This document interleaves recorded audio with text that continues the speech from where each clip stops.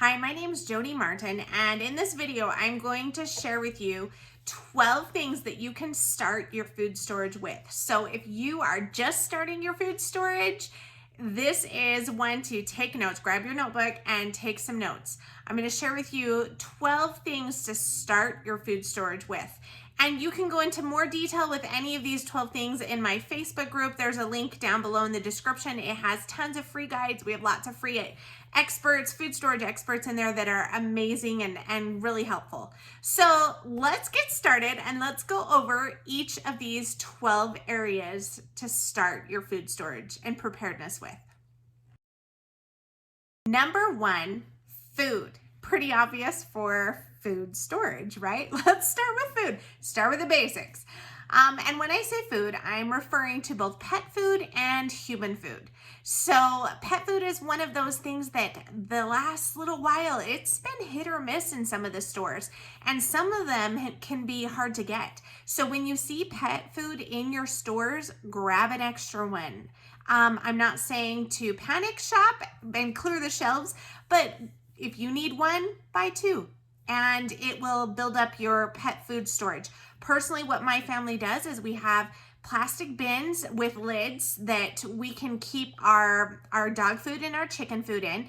And when we fill those, it takes maybe 2 to 3 of the largest bags of food that we can buy to fill that plastic bin. When that bin is full, we know we have enough pet food for about 3 months for our dogs and our chickens. Now, your situation might vary depending on how many dogs, what size, or what kind of animals, how much they eat, and all that. But that is something you want to make sure you have for your little furry friends and other types of pets and animals.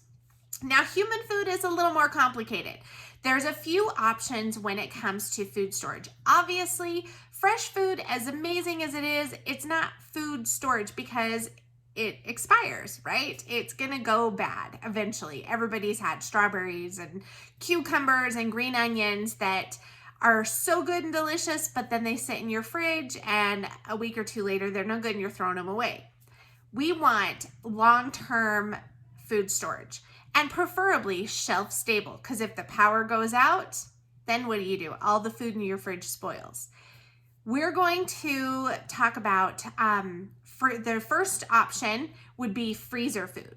So freezer food is great. It usually has a really high nutritional value because it's ripened on the vine and it usually tastes pretty good. The problem with freezer food is you have to have the space to keep it frozen. So if you have an extra freezer, that's great.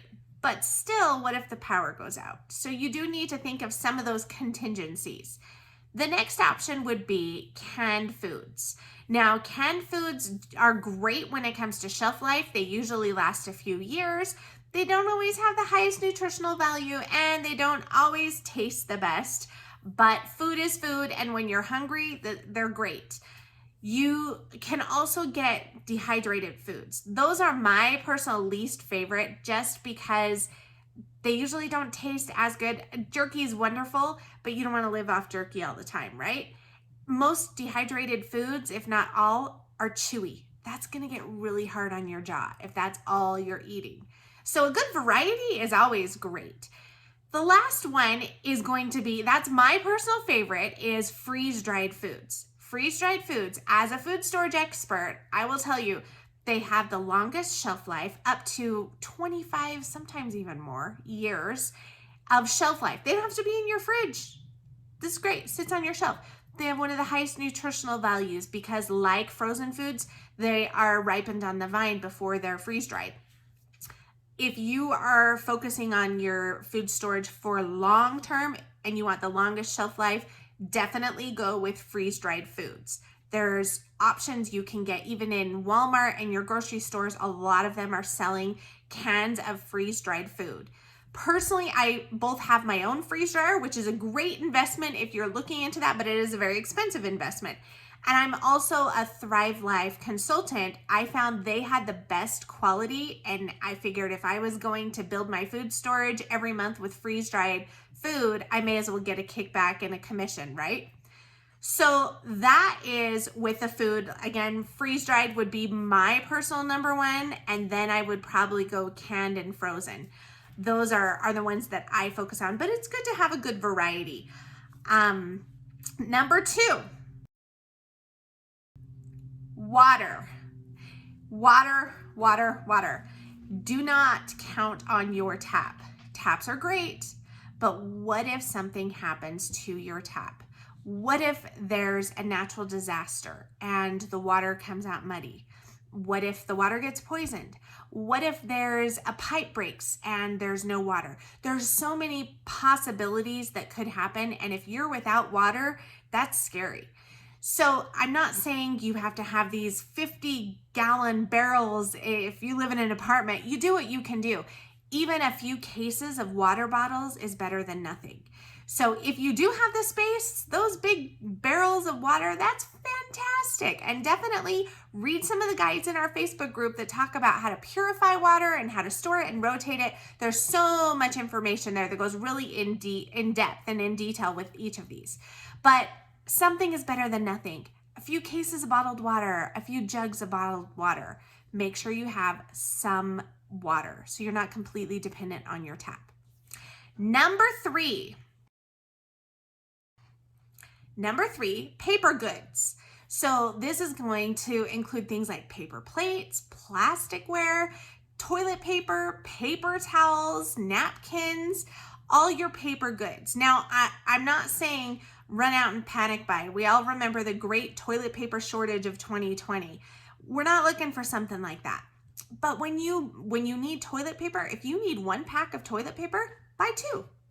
And then don't use both of those before you go get more.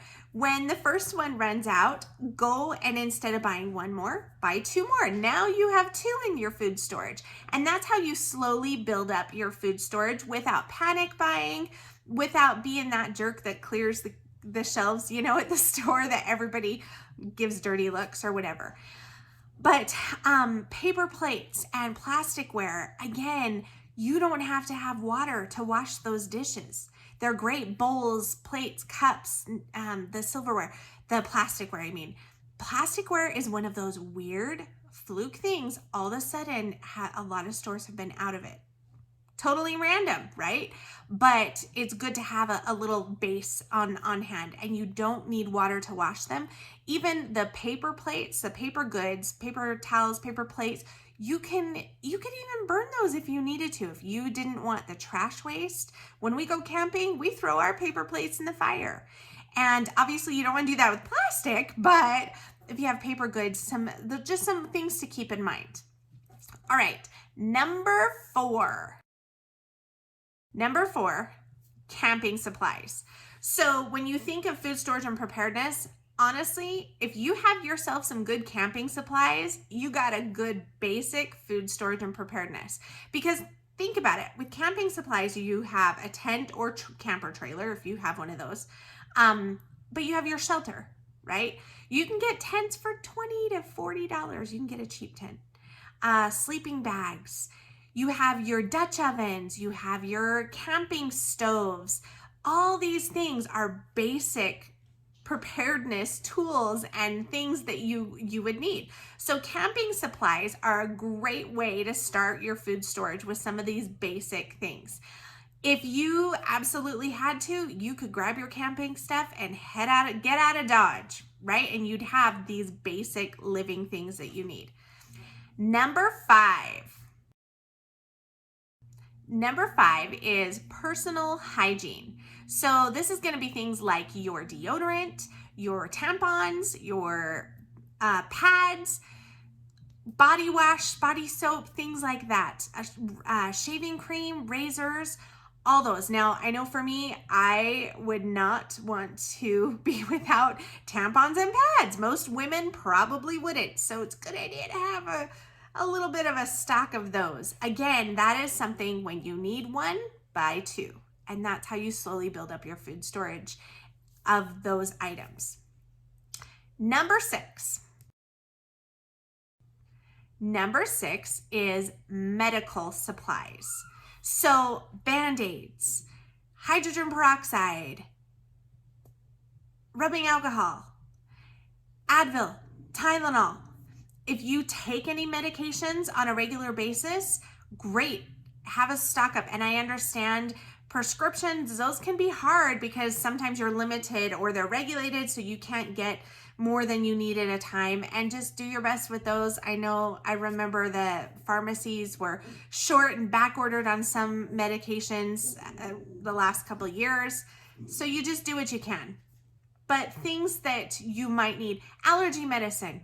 If you happen to have a baby or little kids, children's Tylenol, children's allergy medicine, those type of things you're definitely going to want in your stock. Number 7, fuel. So when I say fuel, think about this not just for your car, which definitely you want to make sure your car tanks are filled with gas right now.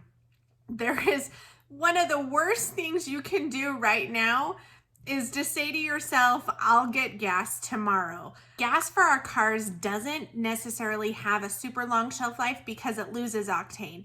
So even though it is a good idea to maybe have a few gallons of gas for your car in your garage or something like that, it's not going to have a real long shelf life. But when I talk about fuel, I am talking about things like propane, butane, if things that your barbecue runs off of, your camp stoves run off of, your camping heaters run off of, those type of things. Because if the power goes out, you can cook dinner up on your barbecue grill with the propane tank and you're good to go. If it gets super cold, there's camping heaters you could bring in the house, things like that. So alternative fuel sources. And this would also apply to things like maybe a generator or batteries if you want to really get in depth with some of these things. But we're just touching the surface for this video. Number 8. Number 8 is shoes. So you would be surprised how hard it can be to find shoes sometimes. Even the last couple of years, I've struggled finding shoes for my kids when they have very popular sizes. All the kids their age are wearing that size.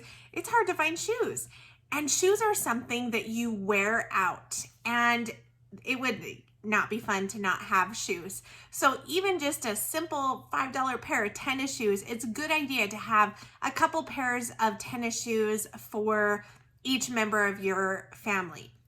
Now, if you have children who are going through growth spurts and they're growing out of their clothes fairly fast, I would also recommend having a couple outfits in upcoming sizes. Once they get to teenager and adults, we don't tend to outgrow our clothes as quickly or as often as children going through growth spurts do. So chances are, if you're an adult or you have teenagers, the clothes that they have are going to be sufficient, right? They can use those clothes. But if you have young children, especially babies and young children, you may want to have a couple of outfits, t-shirt, jeans, overalls, something simple, doesn't have to be elaborate, in a few sizes that they would grow into for an emergency food storage preparedness. Number 9, cleaning supplies. If you experienced the trauma like I did last year of not being able to get Clorox wipes, you'll want to stock up on them. I use Clorox wipes all the time, and that was traumatic for me to not have them or not be able to get them. Again, I'm not telling you to pillage the stores and panic shop and clean the shelves out, but just when you go buy stuff, your cleaning supplies, buy an extra one. Cleaning supplies, this also includes things like your dishwasher soap, your dish soap, your laundry soap, those type of things as well. All part of your cleaning supplies, cleaning your dishes, cleaning your clothes, cleaning your body, cleaning your counters, cleaning your floors, vacuum bags, things like that. Think about what you use on a monthly basis, say, and buy an extra of those cleaning supplies.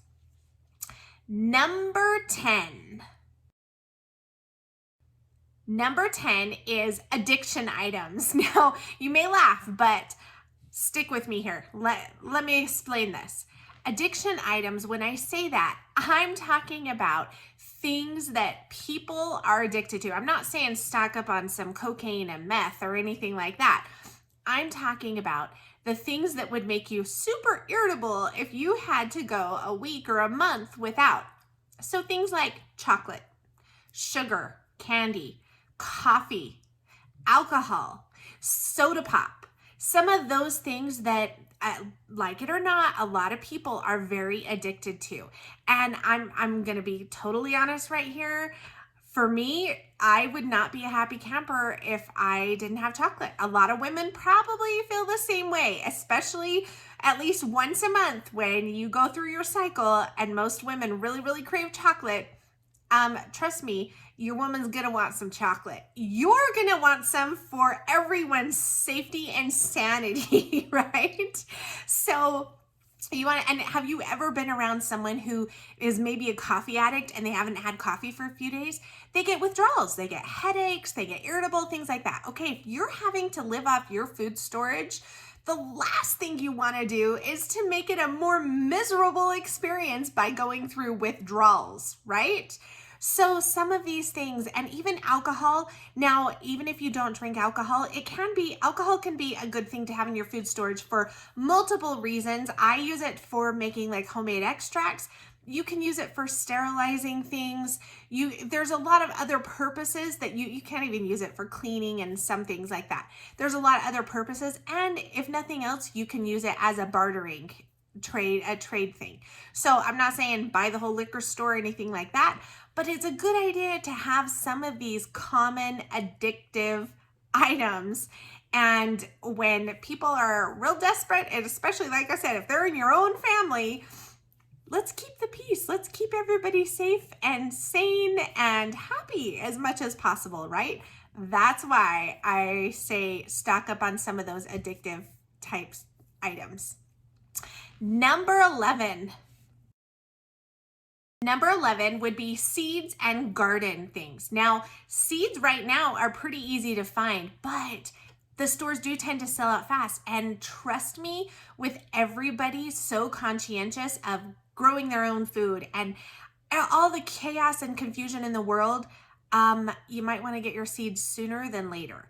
And along with seeds, you want to get things like your potting soil, your fertilizer, your gardening tools, all those type of things that you might need. Now, depending on what your living situation is, even if you're in an apartment and all you can grow is a few herbs in some potters or in an aero garden, like a hydroponics or something like that, something is better than nothing. One tomato plant is better than nothing, right? If you have the ability to grow a bigger garden, by all means, do it. Get some seeds, start. I have the world's blackest thumb, and I've had a garden the last couple of years, and every year I've learned more and more, and I'm getting better. It definitely did not come naturally to me. I've had to learn through trial and error, but we've gotten some decent food out of the garden. So that's definitely been a blessing. Garden, seed stuff. Number 12, the last item we're going to talk about today. Number 12, tools and weapons. Now, I know nobody wants to think about things turning to violence, but it could. And not only do you want to be able to protect your family from being victims of violence, but also there's so many other scenarios out there. What if you had a wild animal coming into your property or your house or something like that? What if you needed to go hunting to provide food for your family? What if, worst case scenarios, you have riots and things, people coming in to harm yourself or your children? Okay, you want to be prepared for all scenarios. So some basic weapons. Tools, your things like an axe or a saw if you have to cut down some trees for wood, or maybe there's something you have to build, a hammer. Some basic tools and things like that are always going to be helpful in emergencies, and tools and weapons. So like I said, even though you don't want to think about the violence, just know that that is a possibility, and it's one of those things better to be prepared than not.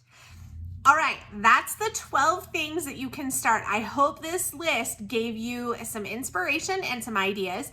And again, you can come check out our Facebook group. The link is in the description of this video. It goes into depth. There's guides that go into depth of each of these areas and more. Plus, our group is so amazing. It's full of food storage experts that are more than happy to answer questions, and I send out every Friday. I do a Food Storage Friday email. I'll link it in the bottom there if you want to sign up for that.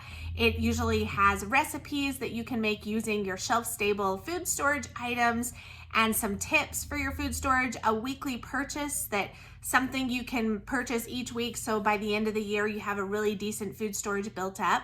Lots of fun information, but I hope this was helpful, and please like and subscribe for more tips, tricks, recipes, all that fun stuff, and happy prepping, and I will see you next video.